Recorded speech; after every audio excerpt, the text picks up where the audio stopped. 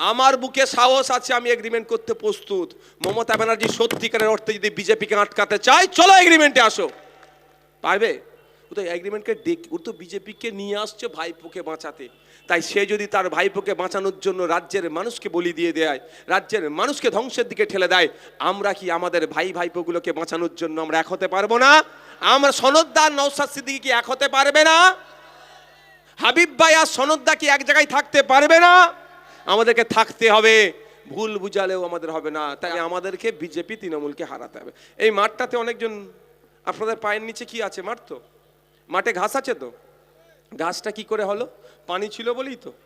পানি যদি না থাকতো ঘাস হতো না। এবার আমি আপনাদের উদাহরণ দিচ্ছি। আর ঘাস থাকলেই কি আসছে? গরু ছাগল আসছে, হ্যাঁ, ডিস্টার্ব হচ্ছে। কারণ তারা বাথরুম টাথরুম করে দিচ্ছে, মাছ নষ্ট হয়ে যাচ্ছে। তো যদি না পানি থাকে ঘাস হবে না, ঘাস না থাকলে গরু ছাগল আসবে না। পানি আসার লাইনটা কে বাবা? তৃণমূল। তৃণমূল পানি ঢালছে, ঘাস তৈরি হচ্ছে, গরু ছাগল এসে খাচ্ছে। তাই আপনাদের প্রথম কাজ কি করতে হবে? যদি গরু ছাগল আসা বন্ধই করতে চান, পানি আসার লাইনটাকে কেটে দেন। তৃণমূলকে আপনি হারান, বিজেপি আসাই বন্ধ হয়ে যাবে। বাপের বয়সী যারা আছেন তারা একটু বলুন, মায়ের বয়সী যারা আছেন, 2021 সালে ক্ষমতার পরিবর্তন হস্তান্তর হয়েছে। 2011 সালের আগে পশ্চিম বাংলায় বিজেপি বলে কিছু ছিল, আপনারা জানতেন? 2011 সালের পরে তৃণমূল ক্ষমতায় আসলো, পানি দিতে শুরু করলো, আস্তে আস্তে ঘাস জন্মালো বিজেপি। আমরা 2026 সালে আমাদের প্রস্তুতি রাখতে হবে, মানসিক প্রস্তুতি থাকতে হবে। একদিকে যেমন আমরা বিজেপিকে তো হারাবো, সাথে সাথে বিজেপিকে পশ্চিম বাংলাতে যারা জায়গা করে দিয়েছে সেই তৃণমূল অপদার্থ তৃণমূলকেও একসাথে হারাবো। 2026 সালে পশ্চিম বাংলা থেকে তৃণমূল বিজেপিকে আমরা পরাজিত করব।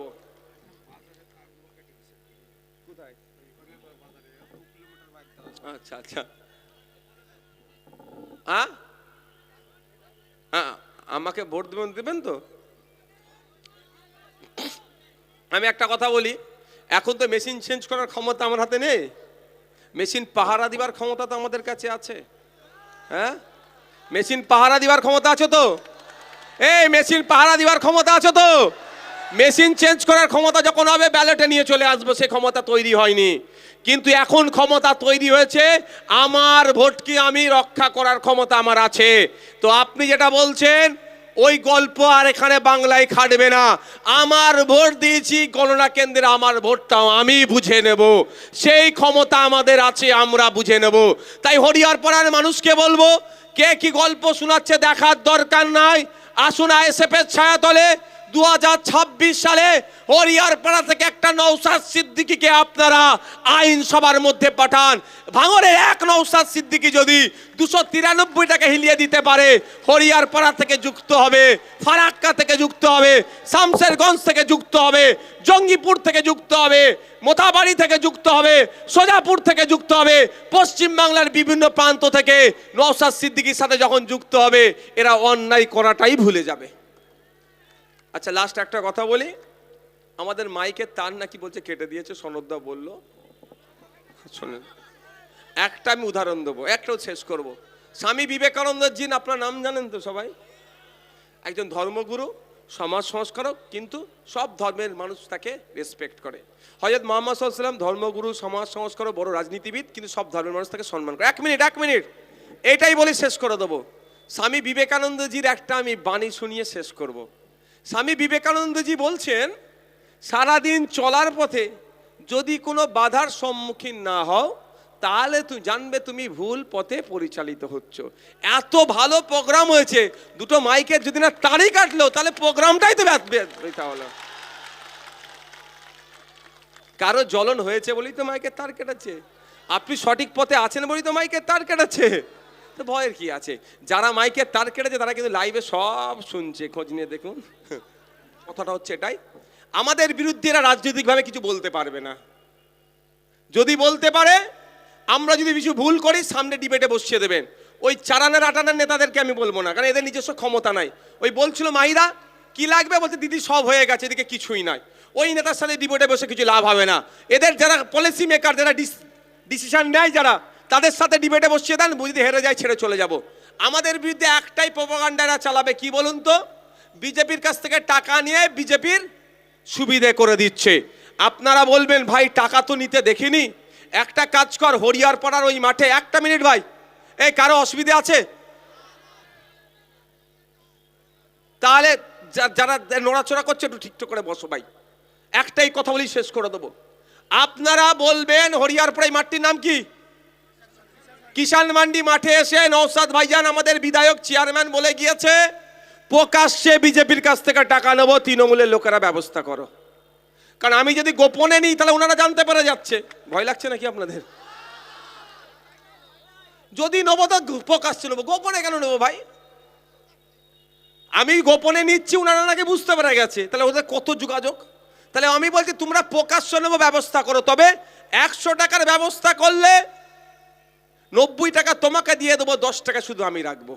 আরো ভালোভাবে হচ্ছেন না? ওরা বিধবা ভাতা তুলে, বিধবা ভাতা থেকে কাটিং করে খায়, বার্ধক্য ভাতা থেকে কাটিং করে খায়, আবাস যোজনা থেকে কাটিং করে, ওসব কাটিং করতে হবে না। 1 কোটি টাকা যদি ব্যবস্থা করতে পারে তৃণমূলের কোনো লোকেরা বা কেউ বিজেপির কাছ থেকে, আমি প্রকাশ্যে নেবো, তবে 10 লাখ টাকা আমি পার্টি চালাতে নেবো, আর 90 লাখ টাকা সেই ভাইকে আমি দিয়ে দেবো। অসুবিধা আছে কারো? আজকের পর থেকেই দিয়ে গল্প শোনাই, বলবেন তো এই বেশি বকিসনি, ব্যবস্থা করতে বলেছে ভাইজান, নেবে বলেছে, নিয়েছে, আমরা দেখিনি, এবার আমরা নেবো, কিভাবে নিচ্ছে সেটা দেবো, ওই মঞ্চ থেকে নেবে। ঠিক আছে। দ্বিতীয় কথা কি বলছে? ভোট কেটে নাকি বিজেপির সুবিধা হবে। আমি আপনাদের এখানে বলে যাই, একটা এগ্রিমেন্ট হোক, ওইদিকে মমতা ব্যানার্জি করবে, এদিকে আমাদের বড় ভাইজান আব্বাস সিদ্দিকী করবে। আইএসএফ যেখানে যেখানে প্রার্থী দেবে সেখানে যদি বিজেপি আছে, তৃণমূল যা শাস্তি দেবে সবটাই মাথা পেতে মেনে নেবো আমরা। আর এগ্রিমেন্টে কি লেখা থাকবে? তৃণমূল যেখানে যেখানে প্রার্থী দেবে ওখানে যদি বিজেপি চলে আসে, আমরা আইএসএফ যা শাস্তি দেবো ওদেরকেও মেনে নিতে হবে। কি হবে তো? দুধকে দুধ, পানিকে পানি। আমি যদি টাকা নিয়ে বিজেপিকে আনার ব্যবস্থা করি ভোট কেটে, তাহলে তৃণমূল আমাকে যা শাস্তি দেবে আমি তাই শাস্তি মাথা পেতে মেনে নেব। আর ওই এগ্রিমেন্টও লিখতে হবে, যেখানে যেখানে তৃণমূল প্রার্থী দেবে, মুর্শিদাবাদে কিন্তু বহরমপুরে তৃণমূল প্রার্থী দিয়েছিল, বিজেপির বিধায়ক এসেছে, আমরা নজর রাখবো, এগ্রিমেন্টে লেখা থাকবে যদি মুর্শিদাবাদের একটা সিট বিজেপি পায়, তৃণমূলের কি হবে গো? তোমরাই বলো কি হবে? খুব রাগ আছে, হ্যাঁ, প্রচুর মেরেছে, মিথ্যা মামলা দিয়েছে, হিসাব বরাবর। আপনাদের কথা দিয়ে যাচ্ছি, মুর্শিদাবাদে আসবো, মুর্শিদাবাদে আসলে নাকি কংগ্রেসের কিছু নেতার জ্বালা ধরে, সেটাও আমি বলে যাচ্ছি। জ্বালা থাকলে দোকান থেকে মলম কিনে লাগিয়ে নাও, আগামী দিনে আইএসএফ আসছে, জোটাই হবে। ওপেন এখানে ঘোষণা করে যাচ্ছি, আমরা চাই বিজেপি তৃণমূলকে সহজেই হারাবো, কষ্ট কম করতে হবে, ওই জন্য জোটের আহ্বান দিচ্ছি খোলা মঞ্চে, আজকেও দিয়ে যাচ্ছি। কংগ্রেস, লেফট ফ্রন্ট, আইএসএফ, আরো যে সমস্ত দলগুলো আছে এক জায়গায় হলে সহজেই বিজেপি তৃণমূলকে আমরা হারাতে পারবো। আর যদি মনে করো এটা আইএসএফ এর দুর্বলতা, মানুষকে ভয় দেখিয়ে, মানুষকে ভুল বুঝিয়ে লোকসভার মতো হবে, যে যার মতো লড়াই করবে, মানুষ যাকে চাইবে সে জিতে যাবে। তবে আচ্ছা, আপনাদের অনুরোধ করবো, যেমন আপনারা শৃঙ্খলার সাথে এসেছিলেন, শৃঙ্খলার সাথে ফিরে যান। রাজনীতির জন্য পাড়া প্রতিবেশীর সাথে হিংসায় জড়াবেন না। নেতারা কলকাতায় বসে এসি রুমে বসে চা খাচ্ছে, কোনো অশান্তি নাই, আস্তে আস্তে আপনারা বিদায় নেন, আপনারা আস্তে আস্তে বিদায় নেন। নেতারা এসি রুমে বসে চা খাচ্ছে, কোনো অসুবিধা নাই, হিংসা শুধু হরিয়ারপাড়াতে, মুর্শিদাবাদে। তাই আমি আপনাদের অনুরোধ করব, রাজনৈতিক হিংসাতে আপনারা জড়াবেন না।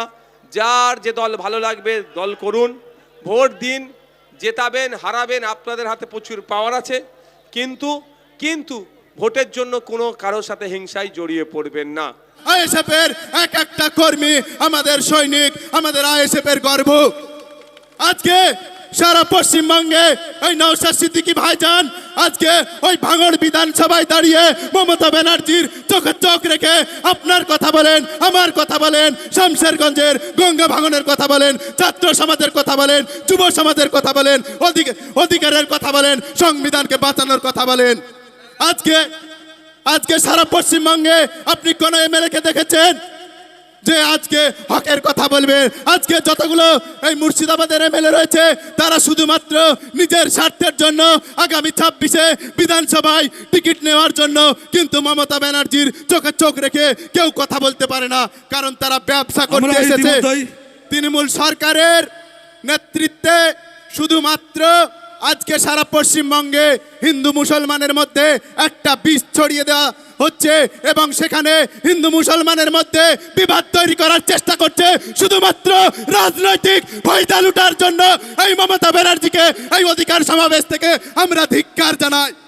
এই মমতা ব্যানার্জির নেতৃত্বে বিজেপির এমএলএ অর্জুন সিং, এই মমতা ব্যানার্জি তাকে বিজেপিতে পাঠিয়েছে নামমাত্র, এবং বিজেপিতে পাঠানো হয়েছে এই কারণে সেখানে যাবেন, গিয়ে আপনি শুধুমাত্র সাম্প্রদায়িক উস্কানিমূলক কথা বলবেন যেখানে হিন্দু মুসলমানের বিভাজন তৈরি হবে।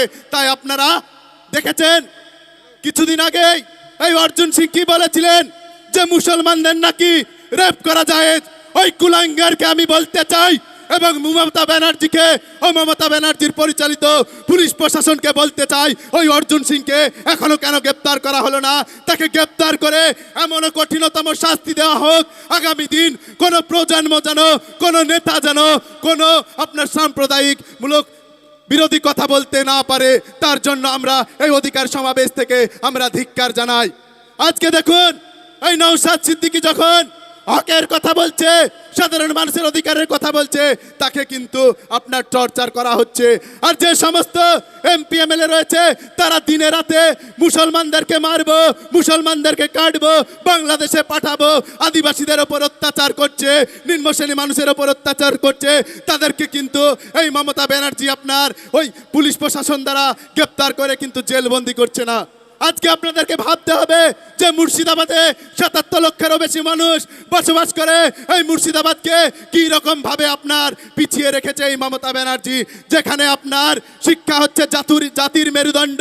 আমরা চাইছি আগামী দিন এই মুর্শিদাবাদে যদি একটি বিশ্ববিদ্যালয় তৈরি হতো তাহলে আমার গরিব, আমার রিক্সা চালক, আমার ভ্যান চালক, আমার বাপের, আমার ভাইদের ছেলেরা ওই বিশ্ববিদ্যালয় গিয়ে পড়াশোনা করত এবং উচ্চ শিক্ষায় শিক্ষিত হয়ে তিনি অধিকারের কথা বলতো, দেশের জন্য আন্দোলন করত, জনগণের অধিকারের কথা বলতো। কিন্তু এই মমতা ব্যানার্জি সেটা হতে দিচ্ছে না। মুর্শিদাবাদের যুবককে, মুর্শিদাবাদের যুবতীকে আপনার শিক্ষার দিক থেকে পিছিয়ে দিচ্ছে এবং শিক্ষাটাকে পুরোপুরিভাবে ধ্বংস করে দিতে চাইছে। কারণ একটাই কারণ, উনি স্বৈরাচারী রাজত্ব চালাচ্ছে এবং উনি দেখছে এখানকার যুবকদেরকে যদি আমি উচ্চ শিক্ষায় শিক্ষিত হতে দিই তাহলে আগামী দিন আমার চোখে চোখ রেখে কথা বলবে। তাই এই মমতা ব্যানার্জি শিক্ষাটাকে পুরোপুরিভাবে শেষ করে দিচ্ছে। আজকে দেখুন এই পশ্চিমবঙ্গে 8000-এরও বেশি স্কুল বন্ধ হতে চলেছে, যেখানে শিক্ষক নেই, যেখানে পড়াশোনা হয় না। ছাত্রছাত্রীরা স্কুলে গিয়ে মিড ডে মিলের খিচুড়ি খেয়ে বাড়ি চলে আসছে। আর আজকে যারা এখানে রিক্সা চালক রয়েছেন, যারা ভ্যান চালক রয়েছেন, যারা দিন মজদুর রয়েছেন, তাদের ছেলেমেয়েরা কোথায় পড়াশোনা করবে? তাদের ছেলেমেয়েরা ওই গভর্নমেন্ট স্কুলে পড়াশোনা করবে যেখানে খিচুড়ি খেয়ে বাড়ি আসবে। আর আপনারা যাকে ভোটের সময় নির্বাচনে নির্বাচিত করে দিনরাত পরিশ্রম করে তাদেরকে জয় করছেন, তাদের ছেলে মেয়েগুলো কিন্তু ওই আপনার ভালো ভালো স্কুলে, প্রাইভেট স্কুলে পড়াশোনা করবে। তাহলে ভাবুন, আজকে আপনাদেরকে বুঝতে হবে, আপনাদের ভাবনা চিন্তা করার সঠিক সময় এসেছে। আজকে দেখুন এই সারা বাংলাতে আজকে শুধুমাত্র আইএসএফ দলের চেয়ারম্যান নওশাদ সিদ্দিকী ভাইজান কিন্তু সমস্ত মানুষের কথা বলে। তাই আমি আপনাদেরকে বার্তা দিতে চাই, আগামী 2026-এ এই হরিয়ারপাড়া থেকে আপনারা এমন একজনকে নির্বাচনে নির্বাচিত করে 2026-এ এমএলএ বানিয়ে ওই বিধানসভায় পাঠান, যেখানে মমতা ব্যানার্জির চোখে চোখ রেখে ওই বিধানসভায় দাঁড়িয়ে আপনার কথা বলবে, অধিকারের কথা বলবে। সময় খুব কম, আমি আর কিছু বলতে চাই না। এখানে